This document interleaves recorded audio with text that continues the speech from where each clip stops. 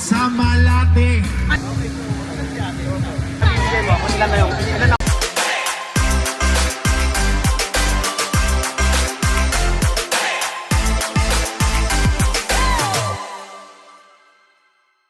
At nagbabalik ang Tagays. Tagays. Napaka-special na naman ng episode. Halos lahat ng episode natin special. Pero sabi ko, bakit special yung episode natin ngayon? Para Diyos. Bakit anong meron ngayon? Meron ngayon, maganda yung setting natin ngayon. Nandito tayo ngayon sa isang park. Dito sa... Dito pa rin sa Canada. Hindi namin sasabihin kung saan. At saka, ngayong episode na to, actually wala kaming inumin kasi talaga spontaneous lang talaga eh. So, wala tayong itataguys. Mamaya na lang siguro. More on kwentuhan lang. Recap lang namin yung mga kaganapan recently. So, nangyari, meet and eat. Yun yung topic natin. Update lang namin kayo kung ano yung mga naging ganap namin recently. And then, shoutout lang natin kagad yung mga sponsor natin. Ayun. Sa aming immigration, number 1. Sa immigration. Hatid. Yung may bago kaming client. Ayan, isa siyang app. Filipino-owned app sa that deals with delivery, courier, ganyan. Lahat na all in one app. In one app, yan. Hatid Logistic. Sino pa yung mga sponsor natin, Gar, na maisip mo? Oo. For this video. Nasa pa tayo eh. Oo. So, ano ba? Ayun. Mamaya. Uy. Nakagulat naman. Hindi mo alam nang bigla na lang may May nagliligaw ang doon eh. Squirrel. Lovebirds. Anyways, pag-usapan natin with Tinit Parang Jess, kakatapos lang. Kaka-recover ko lang. Kamusta ka, Parang Jess? Okay naman. Ito, back to regular routine. Ayun. Back to work. Back to regular. Yan, pag-usapan natin yung meet and eat. Meet and eat. Pero before that, explain natin Parang Jess yung hindi nakita ng tao. Preparation ng meet and eat 2. Diba? Meet and eat 2. So, yun. Yes, matagal na preparation to eh. Hindi to kahapon, bukas meet and eat na eh. Kumbaga, ilang buwan bago natin pinalalo ng mabuti to. Lahat-lahat simula sa mga partnership, yan, sa mga naki-join at sa mga tumulong. So ano yung mga program na gagawin? Kasi actually, compared nung una, ito may 25 ata tayo, 13 25. Yeah, I would say 25 for 25 food businesses. Okay, at saka 30 na non-food, no? Yun. Grabe. So, overall nasa 50. Halos 50 na mga restaurant, mga Filipino businesses, grabe. Ang nag-support dito sa solid sa Meet and Eat 2. Ano sa tingin mo yung pagkakaiba ng 1 tsaka 2? Ano yung main difference na nakikita mo? Yung main difference dito na pagkakaiba sa Meet and Eat 1, kasi yun eh, parang test the water lang yun eh. So wala pa masyadong plano, parang pinrestyle lang natin yun eh, di ba? And then nakita natin yung mga konting pwede natin i-improve. Ayun, na-apply natin dito sa 2. Ngayon 2, mas naging planado. At tapos yun, natin ng maayos, na-execute natin ng maayos at maganda naman yung turnout kasi nga may plan. Kaya maganda talaga yung plan. Kasi hindi nakita lang tao na nakita lang nila yung success ng Meet and Eat 2. Hindi nila nakikita yung behind the scenes. Kasi, behind the scene. Explain ko rin sa mga nanonood. Alam mo yung kukuha tayo ng photographer, kukuha tayo ng host, kukuha ng DJ, kukuha ng volunteer, kukuha ng driver. Alam mo yun? Tapos yung pag-pick up na lang ng kasi actually kahit namin tong kusa eh. Hindi naman to hindi naman to parang piyesta na yung mga kalahok talaga yung sariling kikilos. Hindi, kilos talaga namin to. Talagang yung pag-pick up pa lang ng mga food. It takes time talagang. Actually, parang just andun ako alas 7, di ba? Alas 7 ng umaga, andun na ako para i-serve yung namin. Yung spot. Kasi namin, doon paunahan. No. Especially ngayong summer, pag late ka na, wala ka makuha spot. So, parang just naman, isipin nyo po yung mga mahigit 20 na pipick upin kung paano mo, alam mo yon, mga ganung bagay, hindi nakikita ng tao. Talagang din nun. It takes time, kaya maaga rin ako nung umalis. Talagang nag-start ako ata mga 7:30 din. Nag-pick up na ako ng mga pagkain. Same. Dumating ako sa venue, mga ano na eh. 11 na siguro, bago ako natapos mag-pick up ng Kasi lahat. 20, may higit 20 yun eh. Oo. Yung iba naman, diniliver. Pero most of them, pinick up Pinick ko. up. Pinick up. I see. By pick up. Yeah. Na Yun. kasi yung meet in 81 parang sa tingin ko napakadali masyado. Parang madali lang yun eh. Actually, mga 75 na katao. Yeah. So parang na-freestyle natin, parang on the fly lahat na nagawa natin. Pero ito talaga, alam namin madaming dadalo. Kaya parang medyo mas prepared kami, mas inorganize namin. Yun. At saka mas madaming sponsorship. Diba? Kaya Nung, mas maraming naging interesado at nag-support this Meet and Eat 2. Pero parang just mabalik tayo sa point na ano ba yung ba't natin ginawa yung meet and eat? Ano ba yung idea natin? Idea natin sa Meet and Eat, bakit natin napag-isipan yan? Ano lang eh, simple lang eh, parang nag-inom lang tayo nun eh, mga panahon na yun, last year, and then sabi natin, bakit kaya hindi tayo magpa-event? I-ano natin yung mga tao, tapos yung mga business owner, Right. why not nating i-gather? Tingnan natin kung possible ba to. Ayun, tinry natin and then sinubukan natin. Tapos yun, may mga interesado at nag-join nung Meet and Eat 1. At tapos yun, napag-isipan pa natin na mas Higitan pa. higitan pa natin yung 1, ngayong 2. Alam mo kasi sa mga restaurant, especially sa mga Pilipino, competitive yung nila eh. Oo, no? Talagang may sariling mundo sila eh, mga restaurant eh, mga chef, mga nagluluto. Posible pala na posible para mag-unite, diba? Oo. Sa ganung paraan. At saka tingnan mo yung root word ng community is unity. Kung gusto mo nang magkakaroon ng community, kailangan mag-unite muna. Yes. Unity muna. Tama So yun yan. yung parang naging platform ng Meet and Eat. Kaya ginawa namin to. Kaya yun nga, yung sinabi mo nga, idea lang natin to ng mga sinaunang inuman, Kaya nangyayari na natin. Yeah, posible pala. Hindi ko rin ma-imagine na ganito yung mangyayari. Literal, no? Talaga inalong natin, no? Talagang, tara, next, di ba? Pa-event tayo in the future. Ano mo, nangyari talaga eh. Tapos ang maganda pa dito, alam mo talagang makikita mo yung mga tao, yung mga regular na tao, kahit hindi naman business owner. Alam mo yung regular lang na mamamayang Pilipino dito sa Toronto. Talagang sila eh, nagko-connect, nag-uusap-usap talaga sila eh. Alam mo, nagtatanungan. Meron niyang sa Meet and Eat 1, meron niyang dalawang business na nag-collab na doon lang sila nagkita. I mean, magkatagal na sila they know each other pero hindi sila nag-uusap in person. And then nag-meet sila doon and then nagka-collab sila. So dahil sa they help each other. Dahil sa Meet and Eat, okay. Nagka-collab sila. So yun na yung point eh. Kaya natin ginawa to para yung may platform ng mga business owners, mga content creator na mag-connect na mag-share ng ideas, mag-share ng knowledge sa isa't isa, mag-share ng resource. Kaya mas ako mas ginanahan din ako na mas tara, gawin uli natin. No? Kasi parang ang sarap din sa feeling na parang nakakatulong ka sa tao in a way na kahit sa small things lang na ganitong mga gathering, event, na gathering. Alam mo yun, pag nakita mong ang sarap pa sa feeling na nakakatulong ka talaga sa community. Ito masasabi kong community na event. Ayun. So yeah, maiba naman tayo, tayo sa mismong araw kasi ako ngayon, fresh pa sa memory ko yung yung na-rattle tayo yung sobrang ang daming pila, alam mo yung parang na-overwhelmed talaga. Na-overwhelmed kami, yung nagulat ako na may more than 100 people na pala na nabigay yung wristband. Doon ako kinabahan kasi grabe dinumog talaga. Hindi namin in-expect kung saan ka yung mga tao. Na pala, yung before pa palang may mga nag-aabang-abang na around the corner. Yeah. Marami na naghihintay. Nung may nagsalita na host, si Miss LA, na nag-host na siya. Shoutout nga pala kay Miss LA. Shoutout kay Miss LA. At yun, napatakbo niya ng maayos yung Talagang, kasi nadala niya yung nung unang Meet and Eat, kami lang dalawa talaga eh. Kami yung coordinator na dalawa, kami yung host. Kami lahat.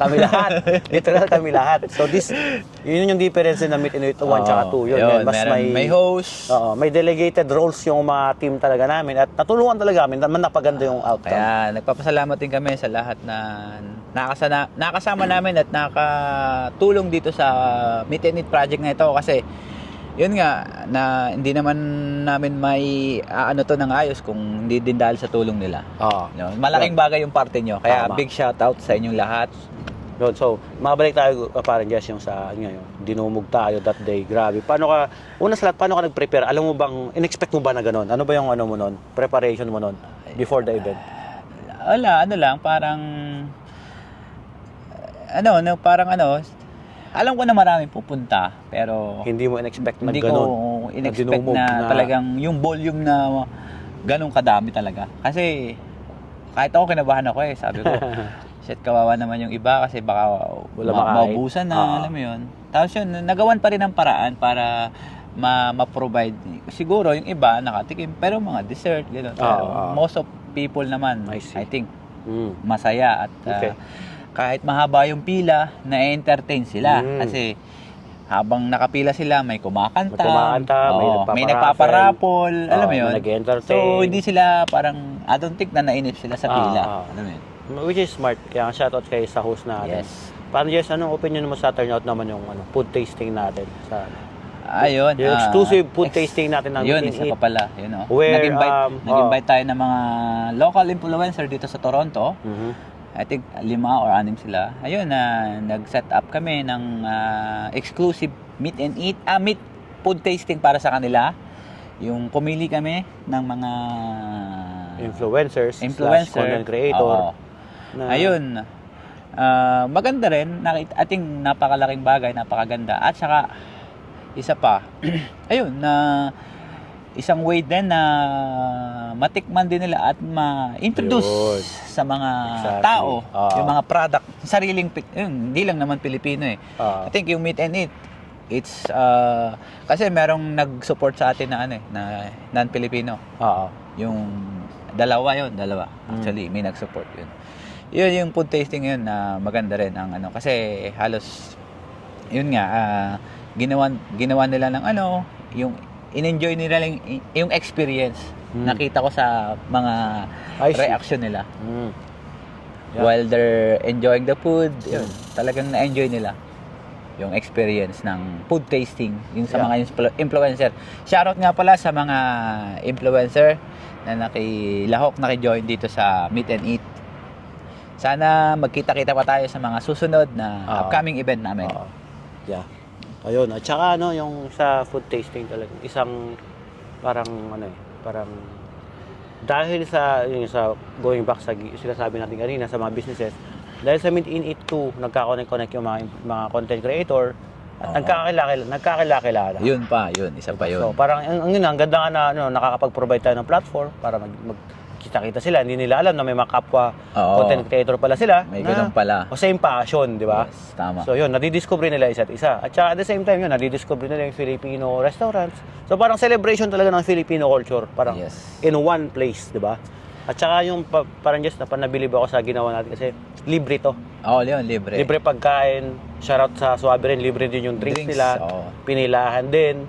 Sold out din sila. Solid. Grabe. Grabe yung impact na grabe yung nagawa nating impact. At saka yung isang bagay pala na ko, parang just yung parang hindi mo makikita to sa ibang event. Yung parang mamamayang Pilipino, galing London, galing Bari, galing Newmarket. May Niagara nga, narinig ako. Galing Niagara. I think, yeah. Parang gusto talaga nilang parang kumonek sa Filipino community. When you say Filipino community, hindi lang yung mga typical na nakikita natin, pero yung community talaga na na magi-enjoy lang sila, alam mo yun. Na yun parang pupunta lang ng park, magi-enjoy, kakain, yun na yun. Kukonek, Oo. makikipag-banding sa iba't ibang hindi nila kakilala, meeting new people, which is, speaking of meeting new people, halos nakita ko, naobserbahan ko, yung mga tao talaga, 90%, except sa family and friends, hindi ko kilala.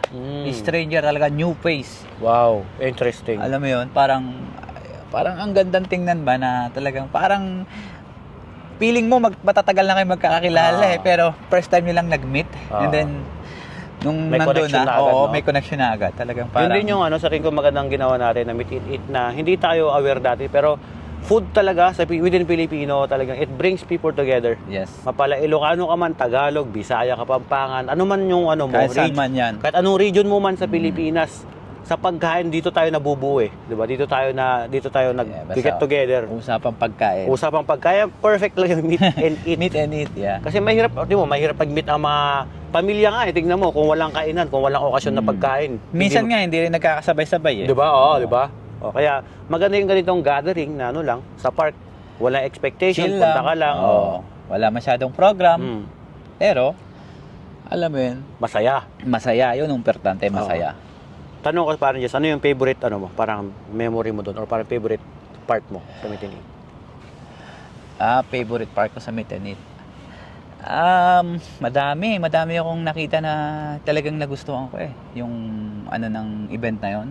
Unang-una na doon yung ano, yung talagang yung mga hindi ko nakikita sa ibang event. Mm. Yung mga business owner talagang Oo. ano sila, nag-uusap-usap, Mm. talagang nagkakamustahan, kamusta na ang business. Tapos parang ano ba, parang hindi hindi magkakalaban eh. Yung parang kahit siyempre, iba-iba naman yung ano eh, lalo Oo. na sa restaurant eh. Oh. Kasi doon nung nandoon nakita ko sila talagang ano, parang kahit sabi natin kahit competition sila, pero may chance, may pwede rin pala. na nung nandun sila sa event, parang wala yung word na competition eh.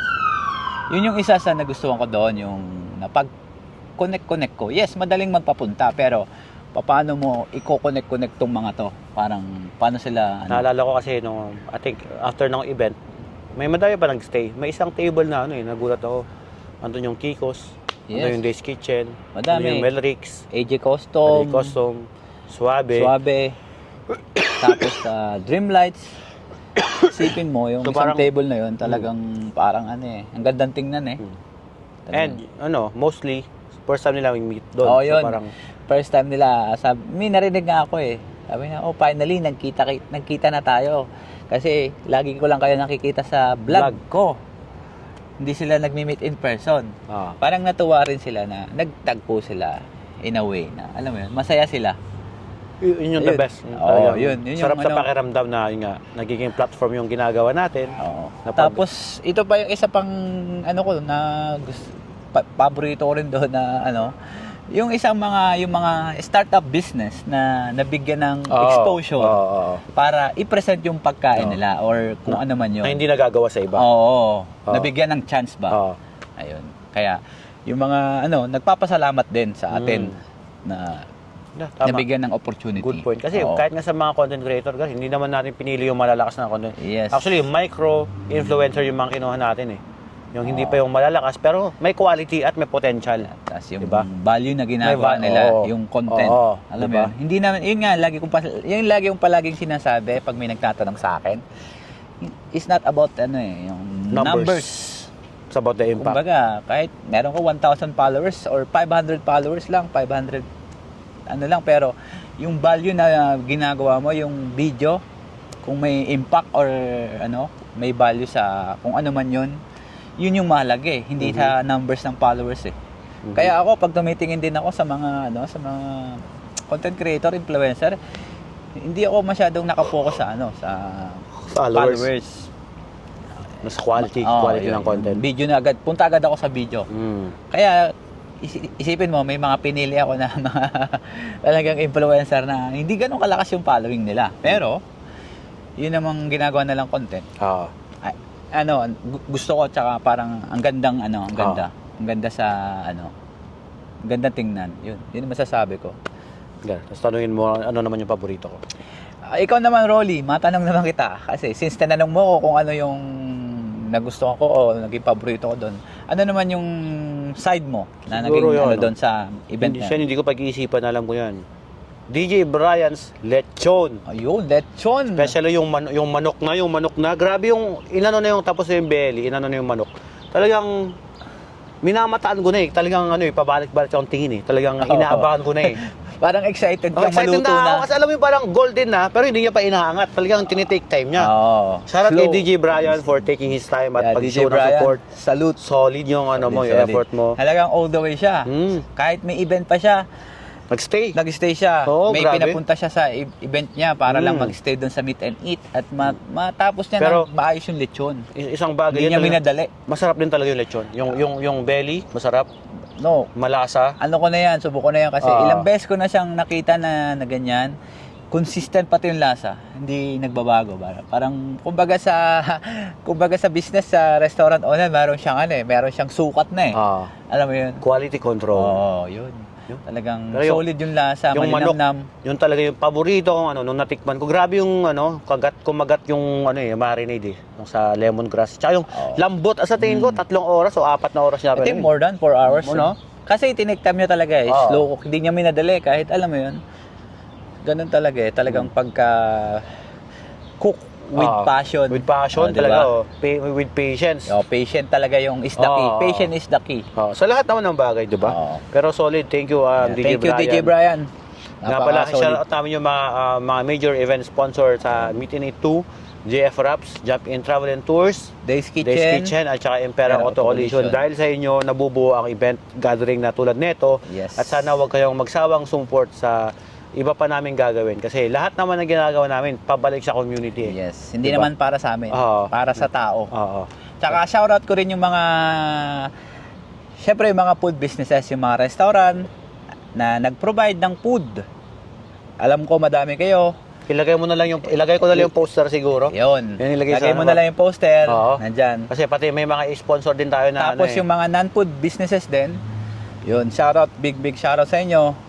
Talagang kung kulang o kung wala ang isa sa inyo hindi magiging ganito, 'di ba? Kaya lahat na naging parte nito. At saka ang Meet and Eat parang just para sa atin 'to eh. Hindi natin 'to event, para event to ng community. Hindi ko sinasabing event natin 'to, event to ng mga tao. Tignan mo, kung wala rin yung Dream Lights and Sounds. Di ba? Big shoutout din pala sa Dream Lights and Sound. DJ Raymond and DJ Frank. Kung wala nga sila, sa tingin ko magiging boring din yung boring. 'Di ba? Kasi kaya parang kung kumbaga sa table, kung isang leg mawala, malaking bagay, matutumba. Mapipilay. Matutumba. Hindi makakalakad ng maayos. Kaya lahat ng naging parte ng mga partnership, sponsor, photographer natin, Ramon, shoutout sa'yo, laking bagay din. Ayun, tsaka sa ating mga personnel, mga nakatulong natin sa mga pagbubuhat, sa mga nag-drive, mga nakasama natin sa pag-pick up ng pagkain. Mention ko lang si Ramon kasi alam mo yung dinudumog na yung sa registration. Ramon, sabi ko, do me a favor. Please, tulungan mo si Ate Lea sa wala siyang sinabi. Nakita ko rin nga yung niya, tapos, yung talagang niya sa nung dinudumog na rin yung pagkain. Ramon, please, I need you. Pwede bang tumulong ka sa So talagang solid yung effort ni Ramon, all the way siya. Kaya isang malaking pasalamat kay Ramon. Thank you so much. All around din siya eh. Kahit saan pwede. Hindi lang photographer eh. Yun ang isang maganda sa taong ito. Solid. At saka moving on parang Jess, what can we expect? And magiging yearly na sa tingin mo, no? Magiging yearly na to, no? I think so kasi ang daming ang lakas ng demand din eh. Ang daming gustong humabol na hindi nakasali this year. Sabi natin, 'di ba? Maybe next year, no? Ulitin natin 'to ng mas mas planuhin pa at mas i-improve natin kung ano man yung mga nakita natin konting lang naman, minimal, mas i-organize at i-improve natin for 3. Yung solid. Pero sa tingin mo yung mga napag-usapan natin off-cam, yung mga maliliit na sabi natin food tasting na under Meet and Eat pa rin pero hindi siya yung ganung kalakihan. Siguro sa isang restaurant, isang location, tapos dalawang food tasting pa rin siya. So basically parang sub entity ng Meet and Eat. Under Meet and Eat pa rin. Pero Meet and Eat. Like super intimate lang na event.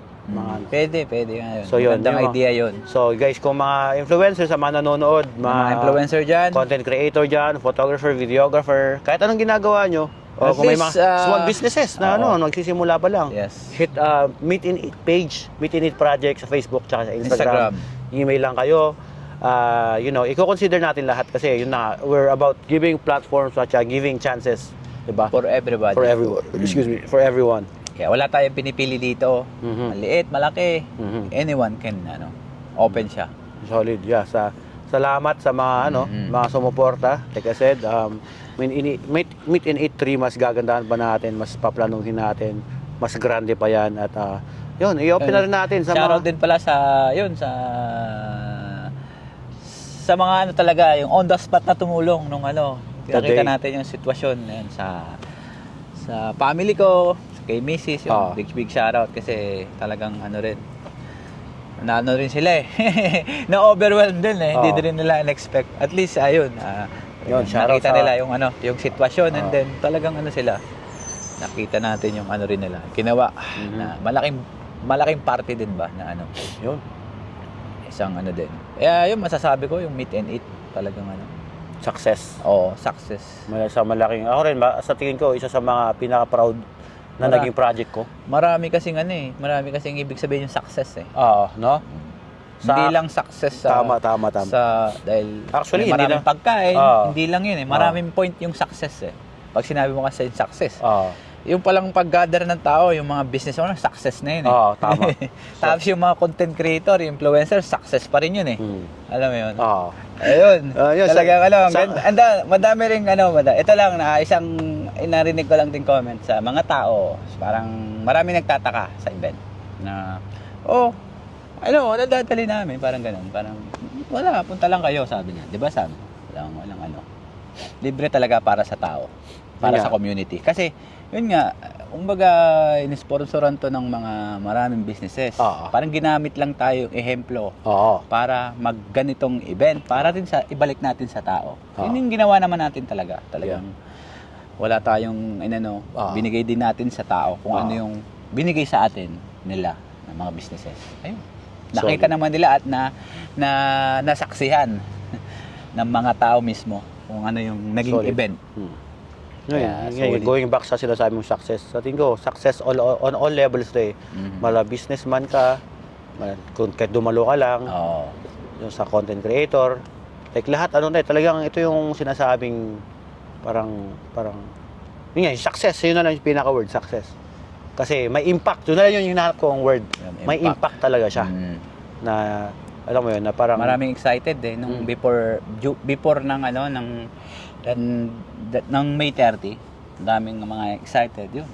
At talagang pumunta iba-ibang lugar. Yun, shoutout nga rin pala kay sa ating performer kay Beb Sarasa.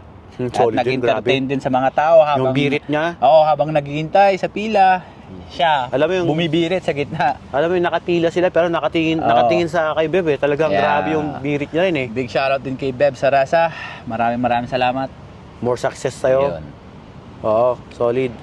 Yun, so to close out the episode, parang balik tayo sa focus, balik kami. Yeah, balik back to work, back to work. Ngayon, na nag-busy lang kasi, madaming mga inasikaso. Pero patuloy lang ang pagsuporta nyo at more episodes to come. Yun.